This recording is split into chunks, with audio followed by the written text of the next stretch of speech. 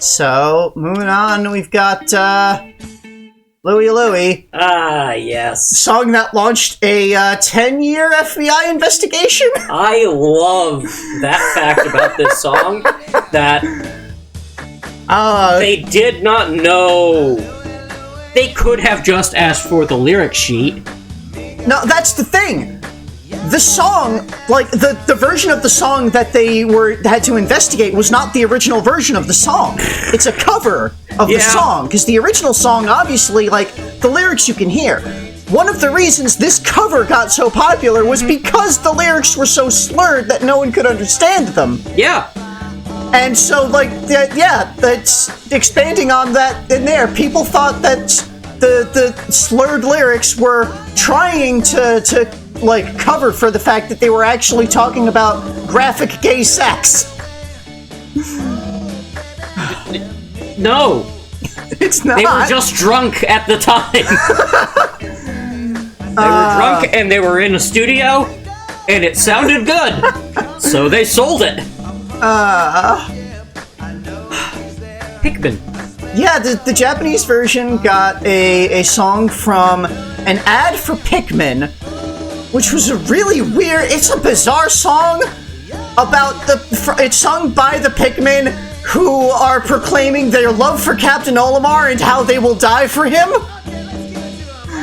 I mean, it's a very sweet sounding song about ultimate sacrifice. That does sound like something that would come from, like, one of those groups in Nintendo who does the weird stuff.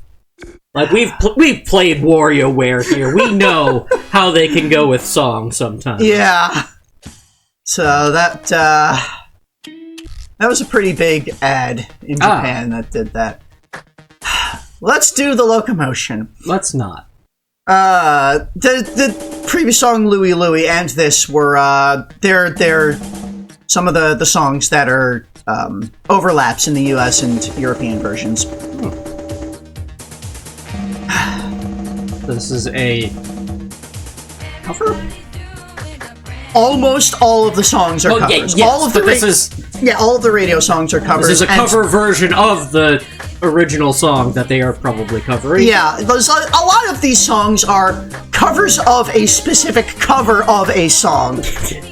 Because that's kind of how a lot of music that got big in the 60s and 70s was. True. Like, it was all, like, kind of managed pop artists doing, and early rock, doing their versions of songs that were, like, well-known, that were played in a lot of jazz clubs that, like, people knew about.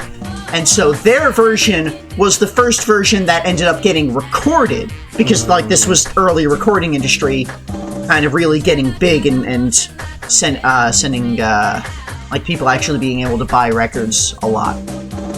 And, so yeah, a lot of the versions of songs that we know that we're, like, most familiar with are actually covers of older songs that didn't really get as much traction until they were covered.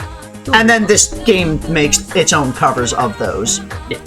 Which is something that we would see in Guitar Hero as well. Yeah. Pretty much everything out of Harmonix.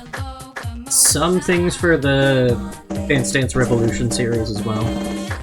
This was a good time period for what is known as the Bimani genre. Yeah. The Japanese word basically for music games. Which I can only assume is why Nintendo got in on it with this.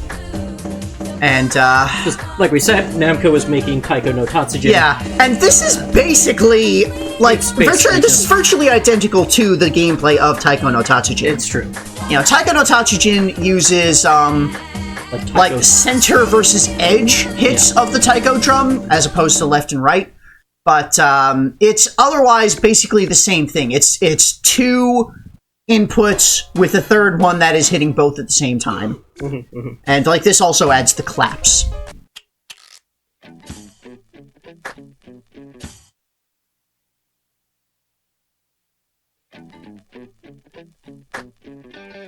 Yeah, so this was a big time for rhythm games. Yep. Dance Dance Revolution was going strong at this point. Their DJ series, AI Max or something like that, was cool because it had like a little record input where you scratch the record. There were several things where like keyboards, and then later, building off of all of that, Guitar Hero, taking rock and metal. I feel like that was a pretty big hit in America for the time. But maybe I was just in the middle of it. Something kind of interesting with the Japanese version of this game is, so like we had that very short block of anime songs. In the Japanese version, the anime songs block was much, much bigger. Seems like we're still, I kind of kept them arranged in relatively the same order. Like I tried to mention like related songs to whatever we're currently listening to off to the side there, but the Japanese version, it just had, I mean, they have a lot of anime, and anime music is very popular, like the opening themes to anime. Weird that we did not get September. Yeah, they... So that is like kind of one of their lasting hit. Yeah.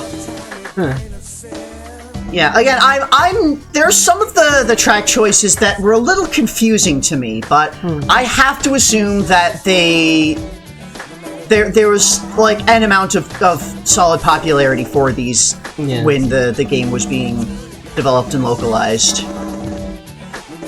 for their track choices.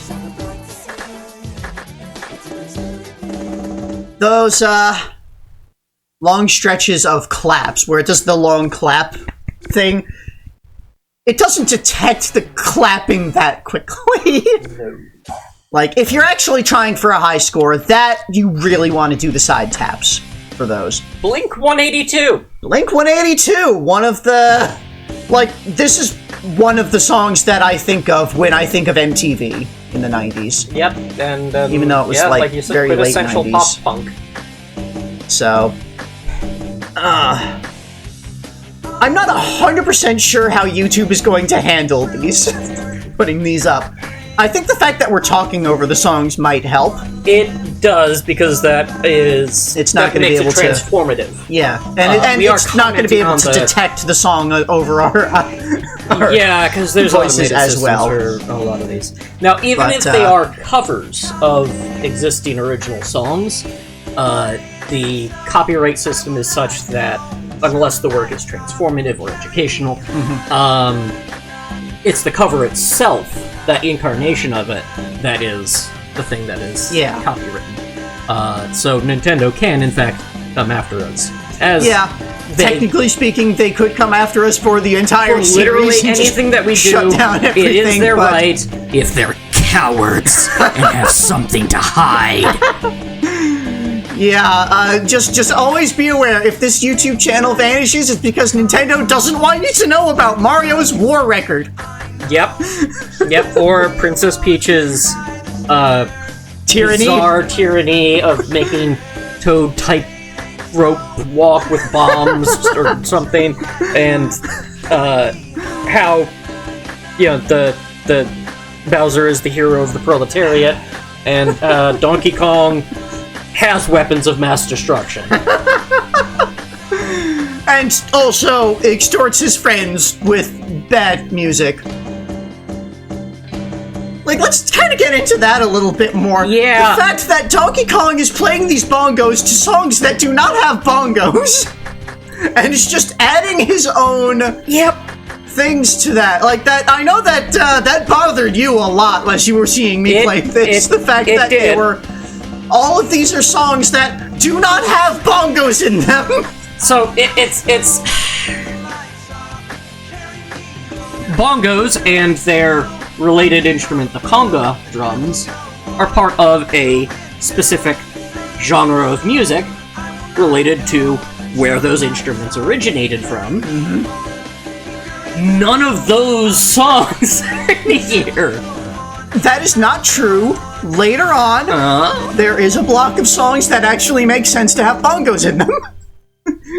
That's one of the categories. Anticipate it. Yeah. That is one of the categories of songs. Songs with bongos. Songs that actually have bongos in them. Or at least make sense to have bongos in them. We're gonna rock this town. What? Oh. Like a rockabilly? Yep. Bongos. Now, what we're seeing here is we have this playing, the music playing over. We have Donkey Kong playing the bongos. But the notes are going into this machine, which tells him if he has done well or not. I don't think that, like, that I don't think is a diegetic thing. I think that's just, like, a reflection of, like, he's extorting people into giving him money for playing, but if he's playing poorly, they're not willing to give him as much. I think... Even still. In contrast to that, I think what he is doing is actually playing the bongos into, like, an audience applaudometer that they have, like, strung up using pieces of the phonograph. Right, which we know they have. Yeah, we do know they have a phonograph. And, yeah, all it is literally doing is tracking how much noise he is making. He thinks he's doing well because he's playing over music. And the legendary aspect of this bongo is that it is generating coins, apparently, which they're just collecting. And, they're monkeys, so they don't really know. Yeah, these are banana coins. We can see they've got little bananas on them. Oh, so it is Kong currency. This would be from the Northern Hemisphere, then, this artifact. Maybe? Like, we saw banana coins in, on the Crocodile Isles. Right. Was that in the third? That was the second. Okay. Because we saw the banana birds in... Yeah, those are from DKC3, and so is Ellie. But, so that's why I'm thinking that is part of this, that... So yeah, DKC3 didn't have banana coins, it had bear coins. True, but... And in DKC2, the banana coins were silver, and these are gold. This is also a legendary artifact that is seemingly vomiting coins. Theoretically.